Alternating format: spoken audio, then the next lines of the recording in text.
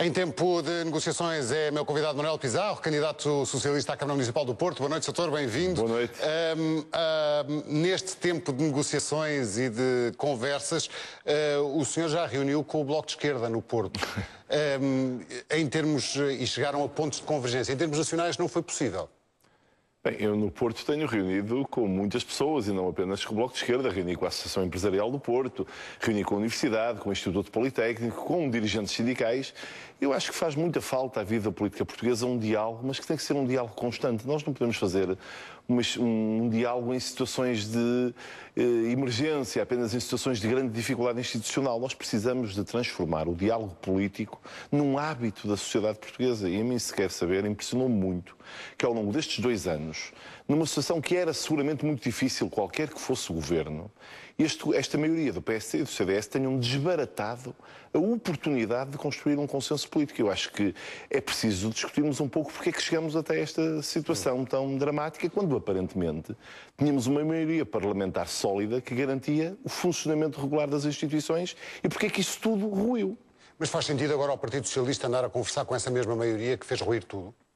Eu acho que faz sempre sentido conversar. É muito difícil numa sociedade democrática aceitarmos a ideia de que o diálogo é interrompido. Ainda por cima, quando há um apelo do Sr. Presidente da República, acho que até é uma certa obrigação dos partidos, pelo menos aqueles que estão no arco da governabilidade, dos que não estão sempre no contra, fazerem um esforço para encontrar uma plataforma de entendimento. Eu acho, como todos os portugueses que analisam seriamente esta questão, que isto é muito difícil.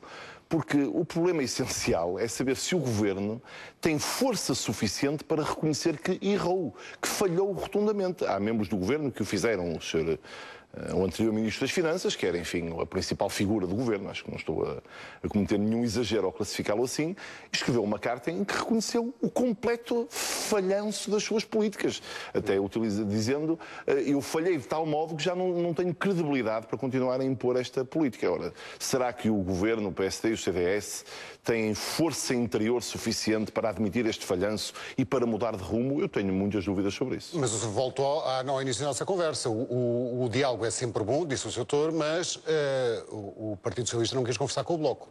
Não, o Partido Socialista conversou com o Bloco, recebeu ontem o Bloco, e devo dizer que uma coisa são as circunstâncias da política nacional, mas isso até me transfere para a política local. A verdade também é que à esquerda do PS, quer no Bloco de Esquerda, quer no Partido Comunista, há um discurso genérico que apela à aproximação da esquerda que depois nunca tem nenhuma concretização concreta. No caso exato das eleições municipais do Porto, eu propus uma coligação de esquerda ao Partido Comunista e ao Bloco de Esquerda. Não encontramos nenhuma questão programática que impedisse essa aproximação. Já no plano nacional há maiores complexidades, há uma visão do mundo que é distinta entre os diferentes partidos de esquerda, mas no caso do município do Porto era muito fácil concertar posições e a verdade é que nem o Partido Comunista nem o Bloco de Esquerda quiseram fazer uma coligação de esquerda no Porto. Portanto, eu acho que muitas vezes os partidos à esquerda do PS têm nesta matéria um discurso muito dúplice, que aliás eu lamento, porque acho que talvez fosse possível, a partir de uma aproximação em alguns municípios, construir uma base de confiança e de aproximação suficiente para gerar uma alternativa de esquerda num país muito diversa daquela que tem existido. Mas isso em termos municipais já houve esses acordos à esquerda, até em Lisboa com António Costa. Houve em Lisboa, antes de António Costa, com Jorge Sampaio, e com António Costa, os partidos de esquerda recusaram-se a essa aproximação e acabaram por ser cidadãos independentes das diferentes áreas de esquerda a fazer essa aproximação, como aliás está a acontecer no Porto. Há um conjunto de movimentos de esquerda, a Renovação Comunista, o MIC, Movimento de Intervenção e Cidadania, que se estão a aproximar da posição do PS e que vão convergir com o PS. Eu acho que há muito sectarismo na esquerda, à esquerda do PS, é porventura um chavão, mas eu sinto muitas vezes que no discurso dos dirigentes desses partidos, o PS é o inimigo principal e que há, de facto, essa duplicidade. O senhor pode sair beneficiado na sua candidatura no Porto pela divisão de um eleitorado teoricamente à direita entre Rui Moreira e Luís Filipe Menezes? É evidente. Ou seja, pode sair beneficiado, a minha pergunta é pior do que isto que eu estou a dizer. beneficiado mais, não por mérito seu, mas por demérito alheio? Bem, eu espero ganhar as eleições e espero ganhá-las por mérito meu. Espero ganhar por ter apresentado... Mas, dizer, não estava a ofender com cálculo. Não, de maneira nenhuma. Eu espero ganhar porque apresento aos portuenses a proposta política mais adequada aos dias que correm e às dificuldades terríveis que as pessoas estão a encontrar nos dias de hoje. Uma proposta que tem prioridades na área do emprego, na área da coesão social, na área da liderança regional, que são, do meu ponto de vista, o que é verdadeiramente necessário para o Porto. Mas é evidente também que, objetivamente, o facto do campo político da direita estar dividido entre dois candidatos, evidentemente que favorece a probabilidade de sucesso do candidato do Partido Socialista e, aliás, não é por acaso que os candidatos desse espaço político do centro-direita fazem o que podem e até o que não devem para esconder a sua ligação aos partidos políticos do governo. Enfim, isso é já conhecido e claro que essa é uma forma de tentar enganar os eleitores que, do meu ponto de vista, é pouco inteligente porque precisamente quer apoucar a inteligência dos eleitores do Porto. O candidato Rui Moreira não tem qualquer ligação aos partidos do governo. Não é apoiado pelos partidos? Não, é apoiado formalmente pelo CDS e é apoiado por uma parte significativa do PSD Porto que está zangado com o resto do PSD Porto. Portanto, é um candidato que eu respeito, cujas qualidades cívicas eu sempre apreciei, mas francamente é um candidato independente, mas claramente do espaço político do centro-direita e apoiado pelo CDS. Eu julgo que seria um erro omitir isso, porque isso faz parte da análise que os cidadãos do Porto também devem conhecer. Mas os candidatos independentes, nestes tempos em que a classe política não está propriamente bem vista, podem também ser beneficiados por isso mesmo, ou não? Eu acho que podem. A resposta é claro, podem. Mas a verdade é que no Porto eu acho que não há nenhum candidato que seja em absoluto independente. Há um candidato que representa o principal partido do governo, que omite o símbolo do partido do governo dos seus outdoors e dos seus materiais de publicidade, mas francamente, quer dizer, ninguém acredita que ele agora se tenha desvinculado do partido do governo, do que aliás já foi presidente e que é um absoluto apoiante da atual Direção Nacional, é mesmo um dos principais apoiantes da Direção Nacional e que nos últimos 2 anos, várias vezes, em vários dossiês, autonomia do Porto de Lisboa, do Porto de Leixões, privatização do aeroporto Sá Carneiro, apoio à Casa da Música, apoio à Sociedade de Reabilitação Urbana, escolheu estar do lado do governo contra o Porto. E agora quer esconder essa ligação ao governo. Eu acho que as pessoas são muito inteligentes e perceberão isso com muita facilidade. O senhor está a partir do princípio que o governo esteve estes anos todos contra o Porto? Estes 2 últimos anos esteve em absoluto contra o Porto. Eu devo dizer até que tenho dito muitas vezes que o Porto é, desse ponto de vista, duplamente penalizado, porque acho que o governo esteve contra o país, como o ex-ministro Gaspar veio reconhecer na sua carta de demissão, mas esteve ainda mais contra o Porto, porque o governo é de um centralismo doentio. A forma como este governo encara tudo o que se passa fora do espaço da cidade de Lisboa e da região de Lisboa, e devo dizer, eu não tenho nada Eu não tenho nada contra a capital do país, não tenho nada contra Lisboa. Limito-me a reconhecer que o governo é de um centralismo doentio que prejudica todos e prejudica mais quem está na periferia. Desse ponto de vista, o Porto está a 300 km de Lisboa e parece que para este governo essa é uma distância inaceitável, acho que irrevogável, não se pode dizer. O governo, dê-me lá um exemplo, como é que o governo prejudicou em concreto o Porto? Por exemplo, como é que se consegue explicar que nos cortes do financiamento às fundações que têm financiamento público, a Fundação da Casa da Música, a Fundação da Casa da Música tem um corte de 30% e a Fundação do Centro Cultural de Belém tem um corte de 20%.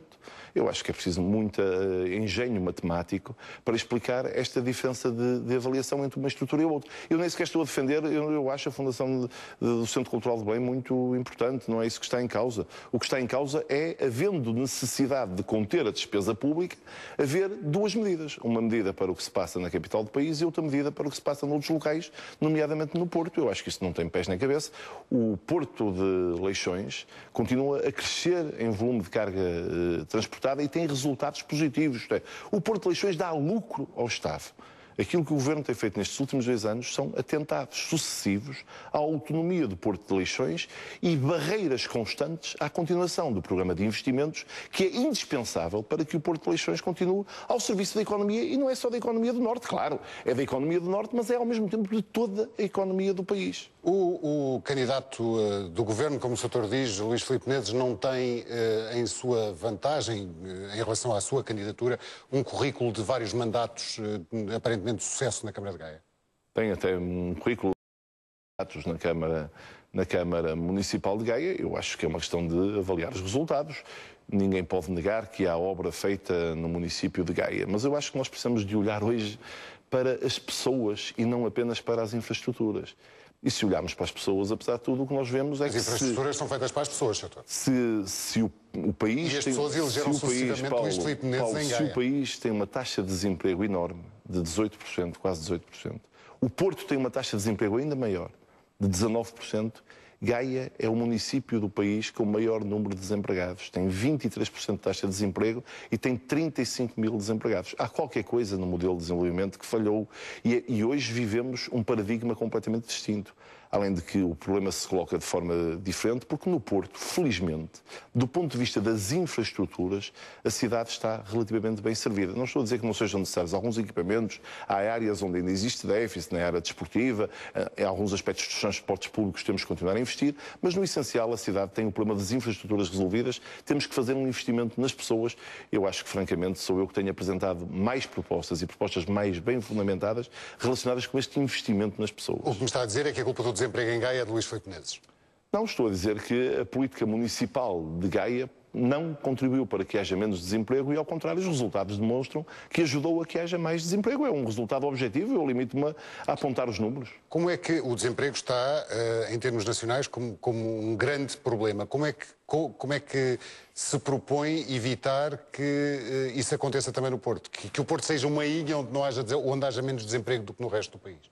É claro que muitas das políticas que são necessárias são políticas que têm que ser discutidas à escala nacional. Isto é, se nós persistirmos... É a Câmara Municipal que vai dar emprego às pessoas. Isso tem a ver com, aliás, com o acordo ou não acordo, este esforço de um acordo nacional. Se nós persistirmos na ideia de que, cortando sucessivamente o rendimento das pessoas, o país vai melhorar, estaremos a ir por um péssimo caminho, porque é evidente que é necessário, de alguma forma, animar o consumo interno, sob pena de mais setores da atividade económica entrarem em colapso por falta de clientes, por falta de pessoas que possam adquirir os bens e serviços que vão sendo produzidos. Mas há muito que se pode fazer numa escala municipal. No caso da cidade do Porto, que é uma cidade fantástica, uma cidade pela qual é fácil as pessoas apaixonarem-se, uma cidade que é duas vezes Património da Humanidade no Centro Histórico e Património da Humanidade no Vale do Douro, que foi classificada ainda recentemente pela Lonely Planet, uma revista muito importante da área do turismo, como o melhor destino turístico na Europa. É evidente que há uma visão de curto prazo, centrada na continuidade da promoção do turismo, do comércio e da cultura, e depois numa visão de médio prazo assente na reabilitação urbana e no reforço da ligação àquilo que é uma extraordinária universidade cá no Porto, extraordinárias escolas do ensino superior e uma potencialidade de gerar uma nova economia baseada na inovação. E o município tem um papel decisivo em cada uma destas áreas como um elemento catalisador. As coisas não serão feitas pela Câmara Municipal do Porto, mas nunca serão feitas sem uma visão liderante e agregadora da Câmara Municipal do Porto junto destes diferentes agentes. Se o setor não ganhar a Câmara do Porto, fica como vereador ou faz como a anterior candidata do Partido Socialista que foi para o Parlamento Europeu? As circunstâncias são diferentes. Eu acho que nós devemos sempre respeitar o voto popular. E tanto se respeita o voto popular, liderando o município como servindo o Porto a partir da oposição. Eu tenho a enorme expectativa de que vou ser vencedor das eleições de setembro. Mas o que eu espero o que eu farei se não for vencedor é permanecer na vereação, coisa que aliás espero que os meus adversários façam em circunstâncias iguais. Quer-me deixar aqui algum elogio ao mandato do Rui Rio, aos mandatos do Rui Rio? Eu acho que há apenas um aspecto que eu tenho repetido, que manterei, que é a ideia de que a Câmara paga as contas a um prazo inferior a 30 dias. Eu acho que esse é um bom princípio de dois pontos de vista. Do ponto de vista económico, isso ajuda as empresas. Eu acho que pagar as contas a 8 meses, ou a 9 meses, ou a 1 ano, faz com que algumas empresas passem muitas dificuldades e possam até, num contexto de falta de financiamento, não conseguir sustentar-se. Eu acho que isso é importante e é importante como exemplo para a sociedade. Portanto, eu não farei coisas na Câmara do Porto que conduzam à impossibilidade de pagar as contas a tempo e horas. Eu manterei esse princípio, é talvez o aspecto mais positivo da herança do Dr. Rui Rio. Estão a decorrer, terminando a nossa conversa como a começámos, estão a decorrer estas negociações entre o Partido Socialista e os dois partidos da maioria. Acha que é desejável que haja um acordo entre os três partidos, o tal acordo de salvação nacional? Eu acho que é haja um bom acordo. Porque a verdade é esta, o acordo que interessa ao país, a estabilidade política é muito importante e numa circunstância de crise e de recessão como esta que vivemos é reforçadamente importante.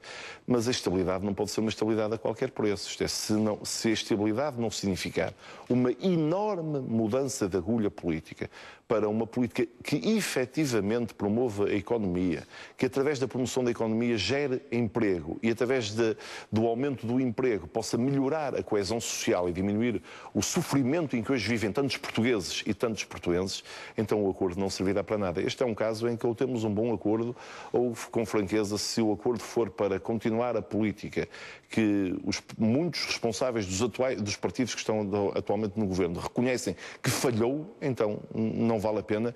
Eu sou médico de profissão. É possível errar na administração de um medicamento a um doente e fazê-lo sem dolo, sem querer fazer mal ao doente. Mas seria uma asneira muito grave e uma negligência criminosa duplicar ou triplicar a dose de um remédio que se sabe que não funciona e que fez mal ao doente. Se for para persistir nisso, acho que é melhor mudar de médico. Ficamos com essa metáfora. Dr. Manuel Pizarro, obrigado por ter aceitado o nosso convite. Muito obrigado, foi um prazer. Ora, essa igualmente. Fica por aqui o Política Mesmo. Voltamos amanhã. Boa noite.